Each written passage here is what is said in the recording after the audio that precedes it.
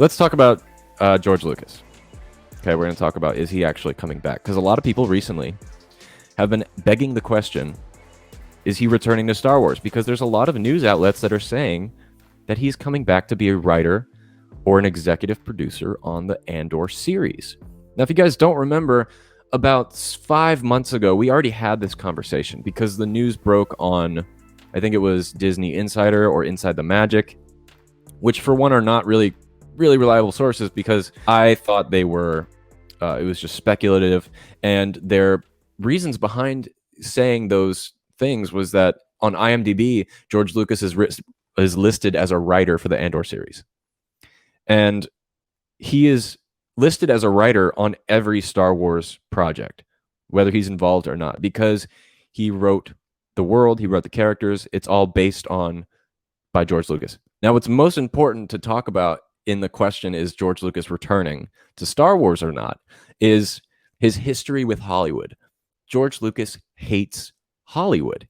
He always has. He said it in so many different interviews. We're going to talk about why George Lucas hates Hollywood and why I think that affects his decision to come back and join the Star Wars world again. What started him hating Hollywood?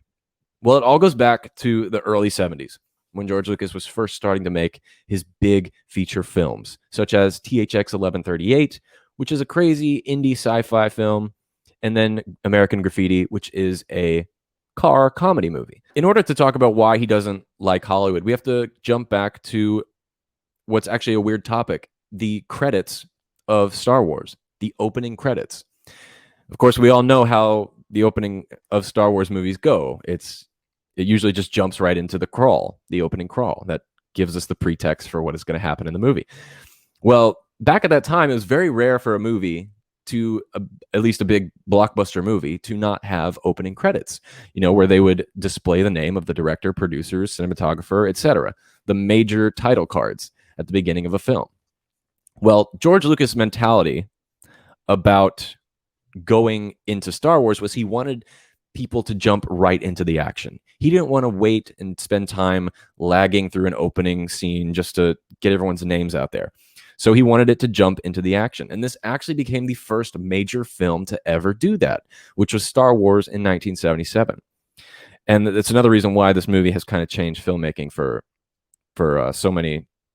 everybody. He didn't even want to put directed by for the original Star Wars movie. He just wanted it to jump right into the action. And normally at that time, a lot of people wanted to at least put the director's name before the movie because it's important. It's a guild requirement and things like that. So what he had to do was he had to sign a waiver saying that he didn't need to put his name before the film. And because of that, and getting rid of all the opening credits, he also had to pay a fine. We'll talk a little bit more about that later. But so Star Wars came out. There was no opening credits.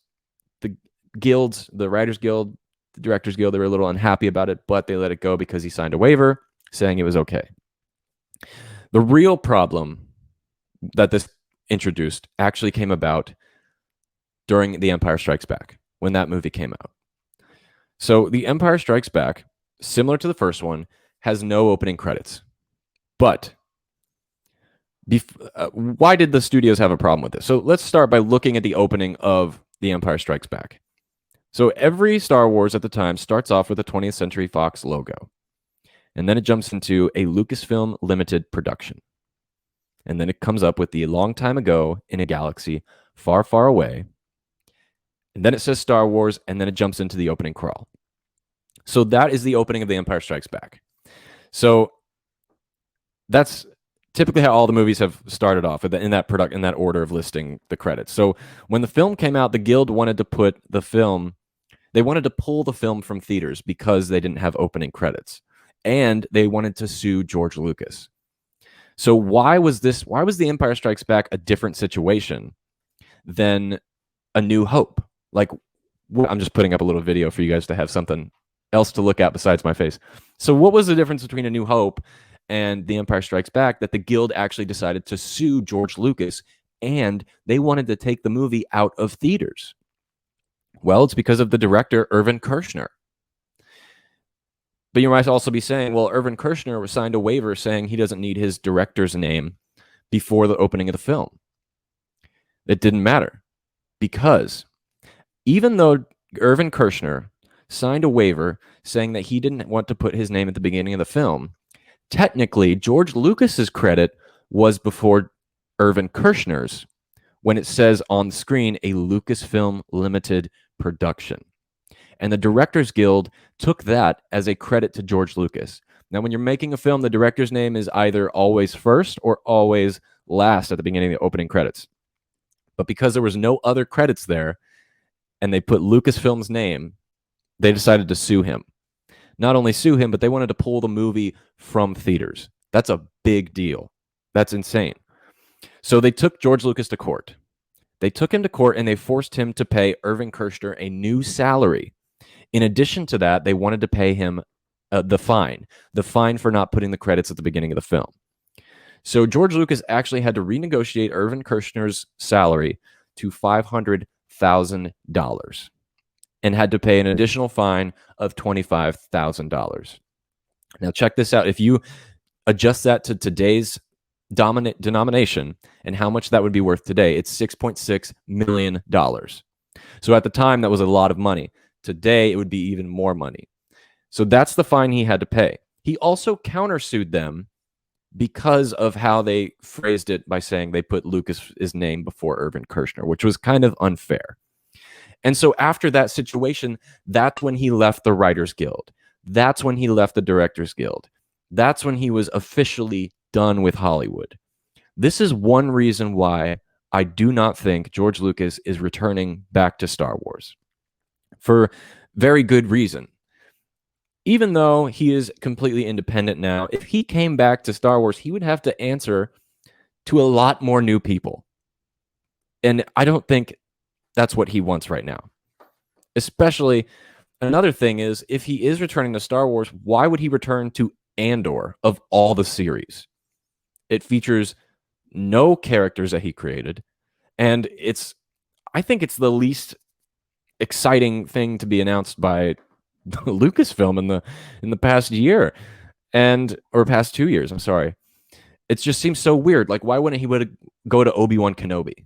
Why wouldn't he want to work on that film with Hayden and Ewan, something he created, or even like the Droids animated show? Why wouldn't he want to do that? It's just so random. People think he would want to come to Andor. Now, who knows? I could be 100% wrong. And he is actually coming back and working on the Andor series as a producer and as a writer. But I have another reason why, he might not be coming back. And this also has to do with how he became an independent filmmaker and how George Lucas went from hating Hollywood to becoming the very thing that he hated. Now, like I said, he talks about this all the time in interviews. George Lucas hates Hollywood. And it all started way back, again, early 70s, with his creation of his film THX 1138. Now, he talks about when he was making that movie and he finished the cut and he sent it to the producers. They wanted to cut 5 minutes out of the film because they thought it could be marketed better. And he was very, set off by that. He was like, 5 minutes is not going to make a difference. And they didn't need his permission to do that.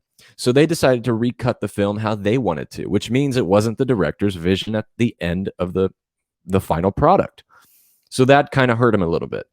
Then when he got his next picture, American Graffiti, the same exact thing happened. They decided to recut the film because they didn't think it would make sense. Little did they know, American Graffiti was actually, to this day, is still one of the most successful films of all time. Now, you might be saying, yeah, it didn't make a lot of money. That's not what I mean. American Graffiti is known for making the most profit on a movie. He was giving a very low budget. I don't remember what it was. But then ultimately it ended up making like $300 million. Adjusted that to inflation today, that's a big, huge number, especially for the 70s. And it was also a little daring of George because this was a comedy movie, which he wasn't too keen to. So it's interesting to think about as well. But after that, then he got Star Wars.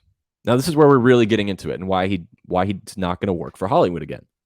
He started working for Star Wars. When he made his Star Wars deal, he made a 50-50 net profit deal with Fox. Fox was the distributor, and they provided the money for distribution. George Lucas made the movie with his company Lucasfilm. So that was the 50-50 split. George Lucas asked the director of Fox and said, what are you doing for your 50%? I know for my 50%, I am making the movie, I'm finding the actors, I'm doing the editing, I'm doing the special effects. What are you guys doing? And they said, well, we supply the money, we fund it. And George Lucas said, no, you don't. You go to a bank with a letter of credit and they give you the money. That doesn't really work for me for 50%. Ultimately, he couldn't renegotiate at that point, so he let it go. So what happened, this is also tying in with that opening credits of Empire Strikes Back. When The Empire Strikes Back came out, right before they were in pre-production, he went to Fox and he gave them a new contract. And he said, here is my new contract. Let's sign it and let's get Empire made. And when Fox looked at the contract, it said that George Lucas gets 100% of the net profits, as opposed to the original 50-50 net profit deal that they had negotiated on the previous movie. And this made Fox very upset. And they said, you can't do this. It's 50-50.